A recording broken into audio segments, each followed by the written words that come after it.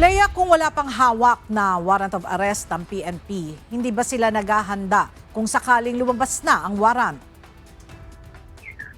Magandang tanghali sa iyo, Ella. Lagi anilang nakahanda ang pambansang pulisya sa anumang mga posibleng mangyari. Pero wala pa rin ibinibigay ng kumpirmasyon ng Philippine National Police kung may warrant of arrest sa Senator Rodante Marcoleta. Ayon kay PNP Public Information Office Chief Police Colonel Allen Reyco, iginagalang nila ang jurisdiksyon ng mga korte sa usapin ng pag-i-issue ng warrant. Kaya hindi maaaring pangunahan ito sa paglalabas ng impormasyon. Aniya susundin nila ang legal na proseso at hindi magsasagawa ng anumang aksyon nang walang direktang kautusan mula sa korte. Pakinggan natin si Colonel ko.